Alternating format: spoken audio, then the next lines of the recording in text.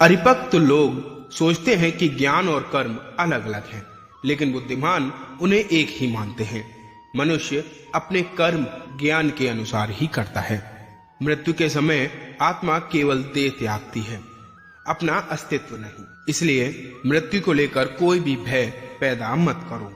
गीता का सार यह है कि प्रत्येक प्राणी में विराजित ईश्वर को देखो और उसके अनुसार अपने कर्म करो।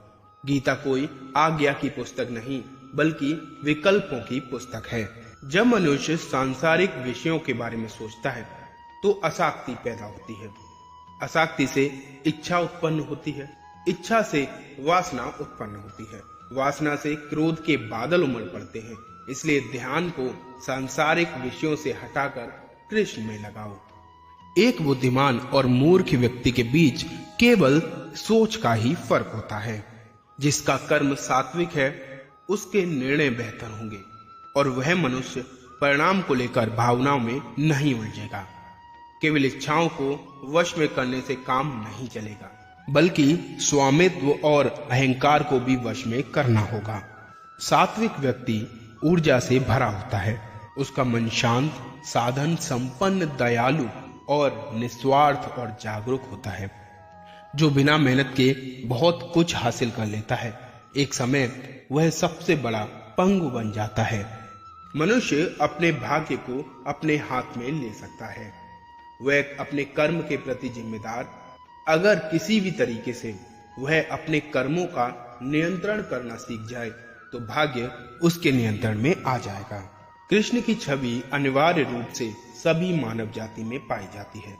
कृष्ण सभी के पास संपूर्ण रूप से स्थित है, क्योंकि कृष्ण की छवि ही पूरे मानव जात का स्रोत है। सुख 3 प्रकार के होते हैं। निरंतर प्रयास से मिलने वाला सुख, इंद्रियों से मिलने वाला सुख, तामसिक सुख। गीता स्वयं के भीतर का युद्ध है, जहां आत्मनिर्भरता के लिए संघर्ष किया जाता है।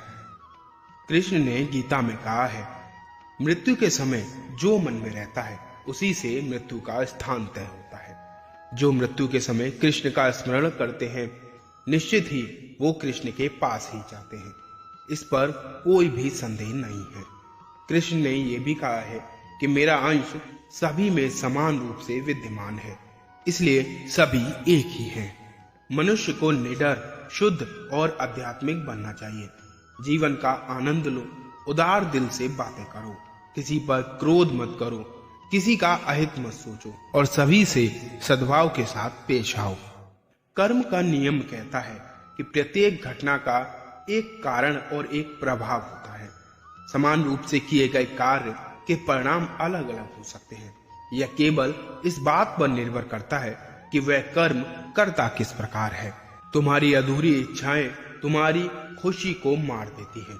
इसलिए इच्छाओं की कमी एक खुशी की कुंजी है। सबसे बड़ा हथियार समय है। समय सब कुछ मार देता है। शांत मन, नम्रता, संयम और पवित्रता मन के अनुशासन है। भगवत गीता हिंदू का सबसे बड़ा धर्म ग्रंथ माना जाता है। गीता ज्ञान, अंतर्दृष्टि और प्रतिभा से ओतप्रोत है। वह काम जिसकी शुरुआत किसी अच्छे उद्देश्य के लिए की गई हो, उसका अंत कभी भी बुरा नहीं हो सकता। इंद्रियां शरीर से ऊंची हैं, मन इंद्रियों से ऊंचा है, बुद्धि मन से भी ऊंचा है और बुद्धि के ऊपर आती है आत्मा, जो सर्वोच्च है। जो मनुष्य आत्मा को जान लेता है वह सब कुछ जान लेता है। भगवान श्री कृष्ण ने कहा है, जो मनुष्य शुद्ध हृदय से भक्ति अर्पित करता है, मैं उसको खुशी खुशी स्वीकार कर लेता हूँ। जो व्यक्ति नफरत के बदले प्यार लौटाता है, वह सबसे बड़ा बहादुर और साहसी है।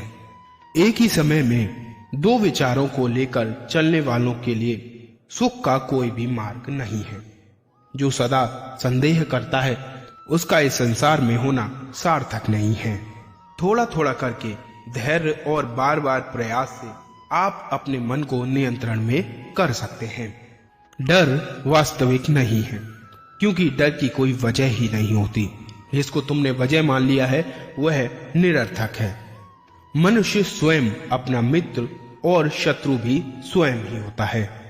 प्रयास कभी भी बेकार नहीं जाता है, ना ही कभी असफलता होती है। एक छोटा कदम भी इंसान को आध्यात्मिकता के मार्ग पर आगे बढ़ाती है। कृष्ण ज्ञान है, केवल वही ज्ञान की वस्तु है और वही ज्ञान का लक्ष्य भी है। शांत मन से मौन होकर कुछ क्षणों के लिए आपको कृष्ण की आंखों में देखना होगा।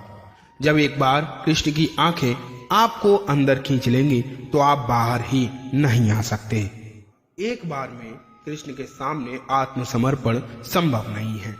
आपको हमेशा थोड़ी और अधिक सेवा करनी ही होगी। इस तरह से आप धीरे धीरे उनके चरण कमलों में समर्पित हो जाएंगे।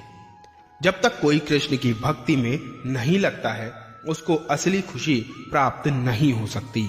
श्री कृष्ण ने कहा है कि जब जब तुम्हें लगे कि दुनिया ने तुम्हें ठुकरा दिया है, तुम मेरी शरण में चले आना। मैं हमेशा भक्तों के इंतजार में रहता हूँ।